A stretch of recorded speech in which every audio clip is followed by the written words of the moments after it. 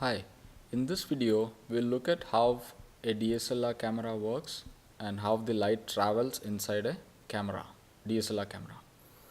First we'll look at the cross-sectional view of a DSLR camera. That means if you take a camera and cut it open through the center of it and look at it from this side, this is how it looks, and it's called the side cross-sectional view.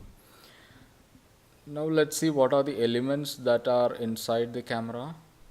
First is the lens elements. So those are the glass pieces inside the lens. So these are just representational, and there could be multiple glass pieces, lens elements inside a lens based on what kind of lens is being used.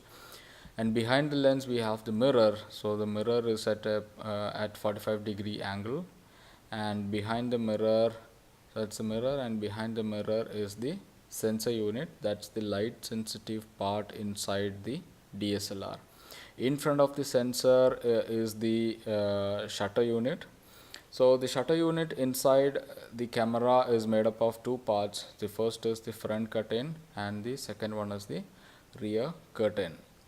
And the shutter unit inside a DSLR is called a focal plane shutter because this shutter always travels parallel to the film plane or the focal plane. So that is why it is called the focal plane shutter.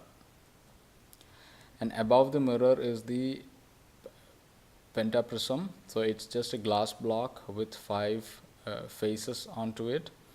And most of the professional DSLRs have hard glass block prism, which makes the viewfinder much brighter and clearer.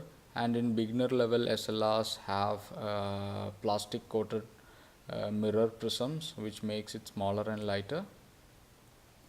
And that's a pentaprism, and in between the prism and the mirror is the focusing screen, and behind the prism is the viewfinder through which we see the photographer sees the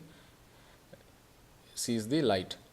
And when we see through the viewfinder and when we try to focus, we see small little squares with red light blinking. So these squares are actually imprinted on the focusing screen. Now let us look at the light path inside the camera. So we'll split it into 3 different parts. The first is the light path before we take a picture, the light path at the time we take a picture, and the light path after we take a picture. So you can closely observe the sequence of activities that happens.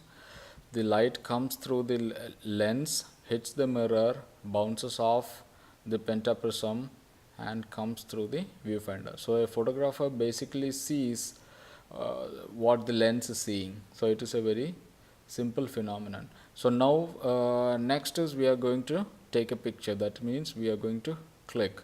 So when we click, the mirror flips up, the front curtain falls, and the light hits the sensor. So we are basically capturing the image. And now you can notice that the light is no longer being sent to the viewfinder. That means the photographer is no longer seeing what is being captured. Okay, and when the shutter time is over, the rear curtain falls back, the mirror flips back, and the light reflects and bounces off the viewfinder. So after the image is taken, we again start seeing through the viewfinder. Okay, so this and after this the shutter unit falls back into place, ready for the next shot. So now let us look at the sequence of activities again when the camera is being clicked or simply image is being taken. So this is the time when the image is being taken, the mirror is flipped up, it has moved out of the way, and the front curtain has fallen, light is on the sensor, and the photographer is no longer seeing what is being captured. So that means if you are trying to time something precise, that means when you are doing sports photography or a wildlife action shoot, which basically happens at very high speed. So and if we have seen that particular scene inside the viewfinder, that means we have missed the shot. That means when we see through the viewfinder, the light is not hitting the sensor, and if you have seen it through the viewfinder, that means we have missed the shot. So mostly while doing high shutter speed photography, high speed actions in particular, we normally put the camera in a burst mode. That means we take multiple pictures in a second, that is 5 frames or 6 frames or 7 frames a second based on the what model of camera we are using, so that we can be sure that one of those frames would be one of the precise moments that we want to capture. So this could be one of the drawbacks of DSLRs, but it only affects when we are doing high speed photography or doing action photography. Otherwise it just doesn't make much difference. So after we click, and then again we start seeing it through the viewfinder. So this pretty much explains how the DSLR camera works, how the light travels through the camera. I hope you have enjoyed this video.